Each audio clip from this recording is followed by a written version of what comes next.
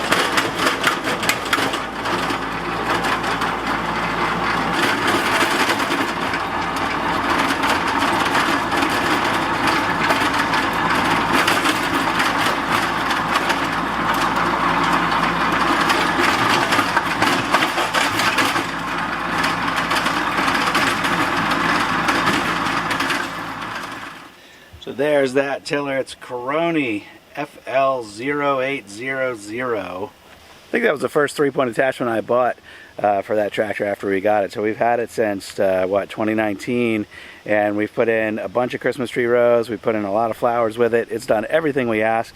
I think this little trail was pretty hard on it. You saw it bouncing around when I was hitting roots and stuff.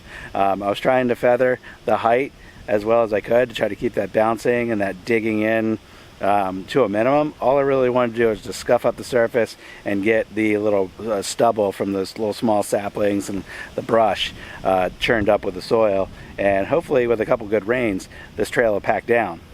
But now it's very clearly defined. I'm sure there'll be like some grass and some weeds or whatever that'll kind of grow up in here, but it is much more clearly defined now than it was when it had all of the little brush stubble there. I've got a couple low spots and a couple little areas where there's some roots or some small stumps. So I think what I'm going to do is kind of fill in those areas with some wood chips. I've got plenty of wood chips. So next time I have the bucket on the tractor, I'll bring a couple scoops back in here and we'll spread it out, and this will be perfect. And then I've just got like this transition here where the trail meets the road. I want to till on this a little bit more, but I want to get that dead tree down first.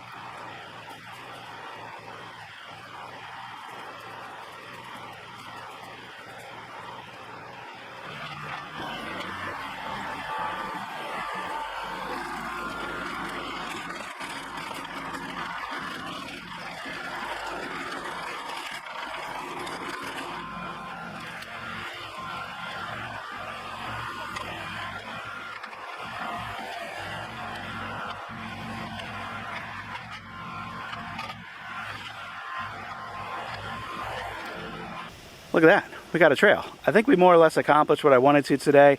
All that tilled material is pretty loose, so this just needs to get rained on, needs to get walked on a little bit, and then we'll figure out if we need any more mulch or anything here. But I really like the transition from the trail to the road right there, you see. I think is about as good as it can get, and maybe it needs a little bit of wood chips on here just to kind of smooth it out and give it kind of a final grade. There's a couple little roots and little saplings sticking up that I might come along and clip, but most of what I wanted to get up was churned up and broken down when I came through with a tiller. So next up, there's a little bit of debris from when this road was built that was pulled out and just tossed along the field edge over here. So since I'm over here, got the grapple hooked up, I'm gonna go ahead and grab some of that and try to get some of that cleaned up. So all that debris is in here, it's grown up among the grass, and if the lens gets covered, I'll try to wipe it. There's kind of like a heavy misty rain that just started, and I didn't notice when I was over there under the tree cover. But now that I'm exposed out here in the field, it's quite a lot. So I'm gonna try to do a little bit of this. If it gets heavier, I might wrap it up for the day, but we'll see what we can get done.